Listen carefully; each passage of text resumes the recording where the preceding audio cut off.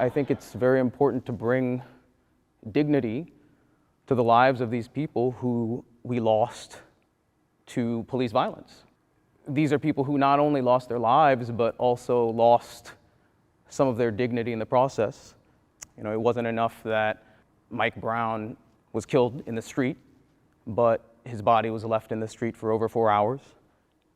Breonna Taylor lost her life, obviously, and it wasn't just that she was killed, but that she was killed while sleeping in her own home. And George Floyd was somebody who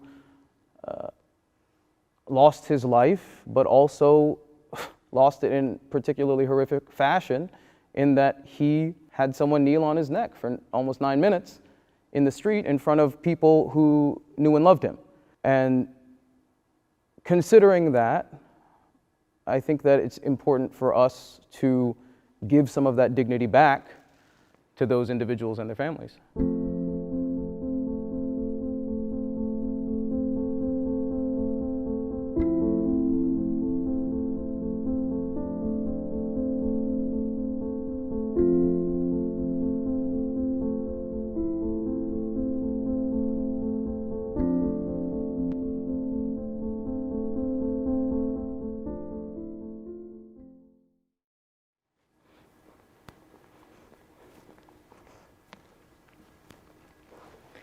Hello, my name is Brittany Boykin, and I go by B.E. Boykin in the composer world, and I'm a composer on the project.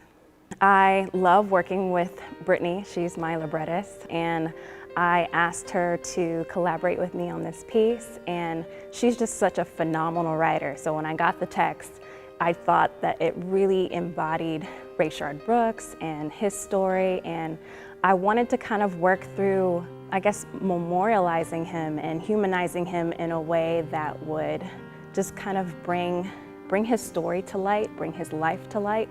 And that's kind of a little bit of what I was working through. You know, I must say it's been a very harrowing and humbling experience to work on this piece. The focus of this specific work is Rayshard Brooks, and the poem is written from his perspective.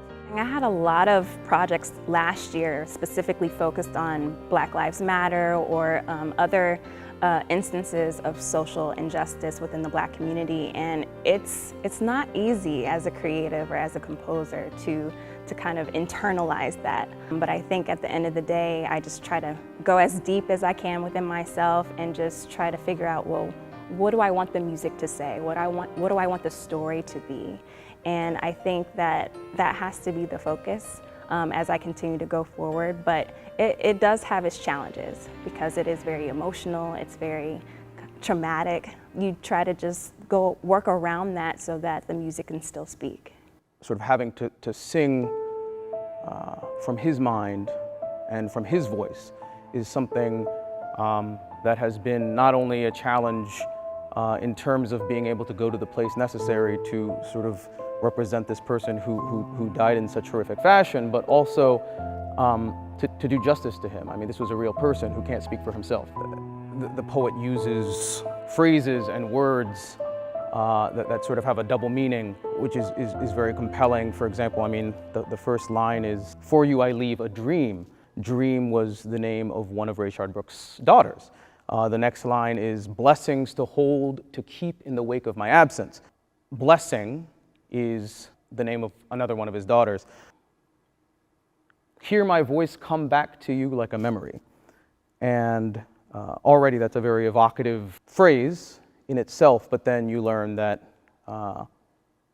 his third daughter is named Memory, and then it's even more meaningful. So in this poem, of course, there are these very beautiful phrases that capture the essence of mourning that we've all felt in our lives.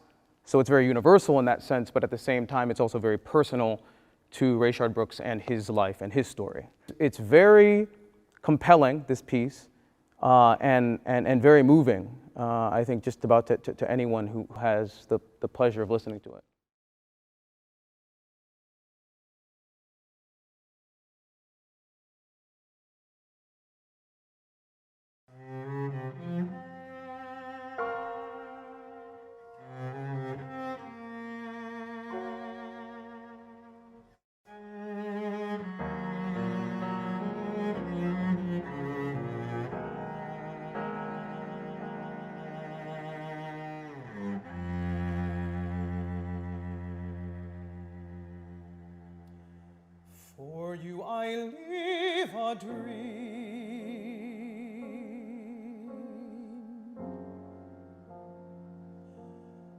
blessings to hold, to keep in the wake of my absence.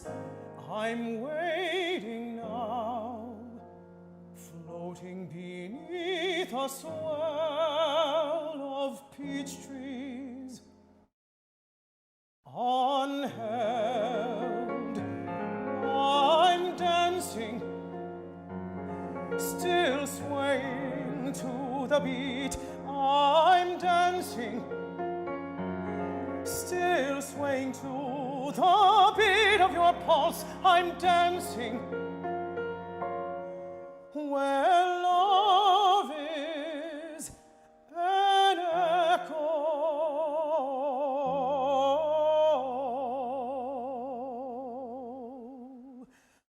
Unfurled.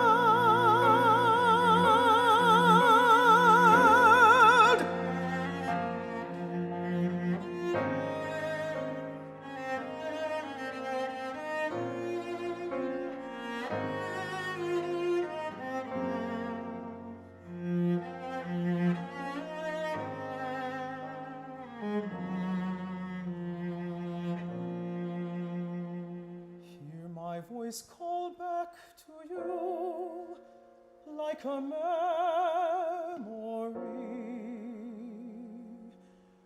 where sorrow is a crown, shyness closing.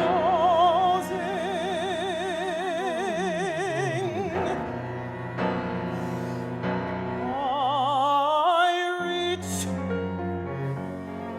I bridge for you, my love.